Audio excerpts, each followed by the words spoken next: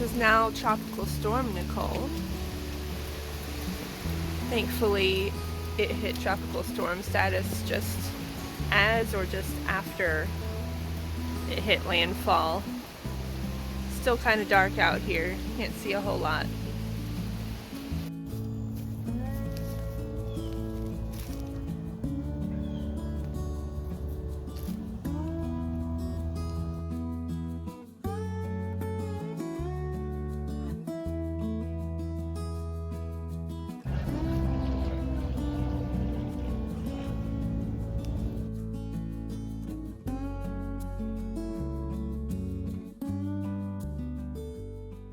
Well, it's time to do the mundane weeding. This grass is, I think, the most persistent weed and takes the most patience.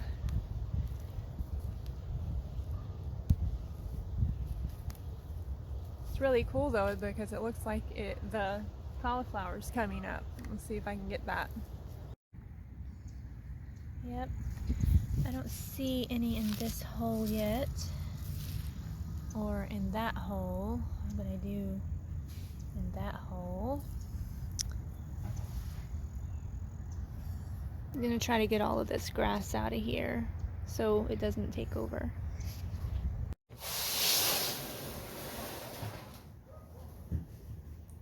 Look at all these potatoes growing in our cold storage. There's our butternut squash. We didn't think they would eye in here, but I guess they have enough light to do so. Have to be careful with them so I don't break them off. I was digging this hole and I turned around and saw this bright red leaf. That's beautiful. I wonder what that came off of. Usually don't see those colors here. So pretty.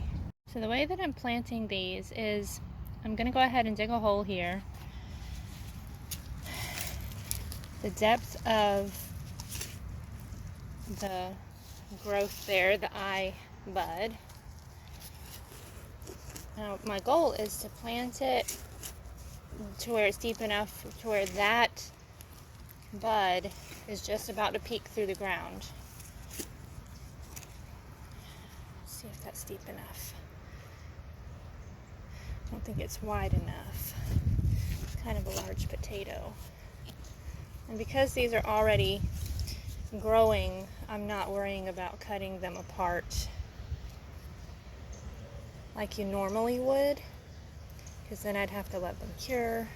So that's just about even with the ground. So I'm gonna go with that. Kind of put it around in there so that everything is supported.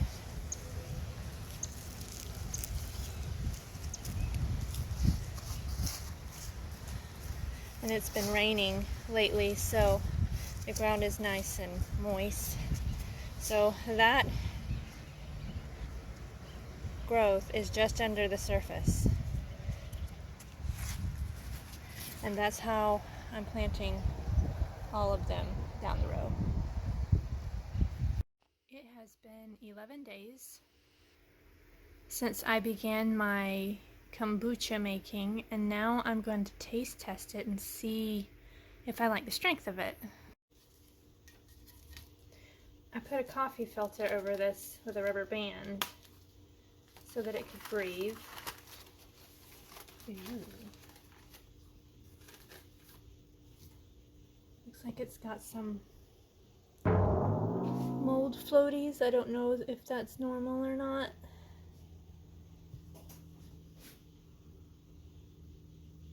It smells like kombucha.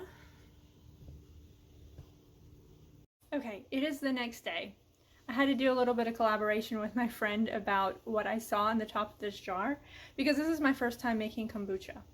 Come to find out, this gelatinous thing on the top is not mold or anything like that. It is a new SCOBY.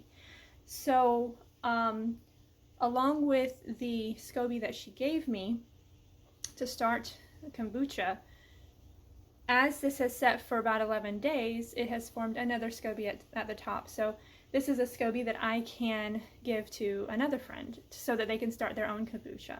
So here we are. The first SCOBY has also floated to the top, but you can see the newly formed disc of the second SCOBY, and that I will be scooping out and putting in another jar with some starter tea for a friend that I want to give it to so that she can get back into making her own kombucha as well.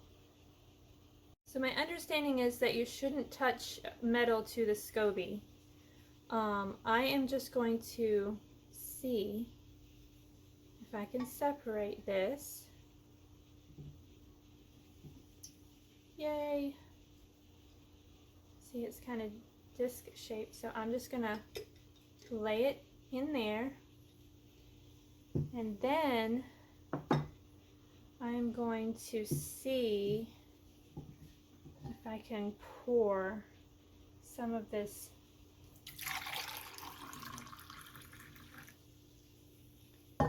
into a glass, about a cup, and put it in here so that my friend can start her own. It smells really nice. And in the meantime, I'm going to put this back on my brew because I'm ordering bottles to put it in.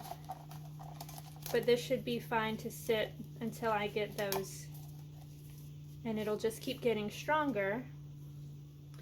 I will probably put I'm going to go ahead and put another, this is a coffee filter. I'm just going to put another coffee filter and rubber band on this one as well. And then when I go to take it to my friend, I'll probably go ahead and put a lid on it. It's just important that the SCOBY is able to breathe. Here is the SCOBY and the starter tea that I'm going to give to my friend. When I started mine looked the same way. And I don't know if this one, I know that this one will grow more, so I don't know if it needs to mature a little bit more because it's a brand new SCOBY, but it's something that will get you started making kombucha. I don't know where I put my coffee filter, so I just use a paper towel with a rubber band. That works just as well, as long as it's able to breathe. Also, you want to keep the SCOBY moist and covered with liquid at all times, and so that it will not dry out or lose its life. I wish I had shown you guys my process from the beginning, but at least I have the end product, and I wish you could smell it. It smells really good. If you've ever bought kombucha at the store, of course they're going to be flavored various ways, but the base taste is the way that this smells. And I'm really excited that this first time has been a success and that I can actually share something with someone from it. So that, I don't know, that's progress. That's exciting to me.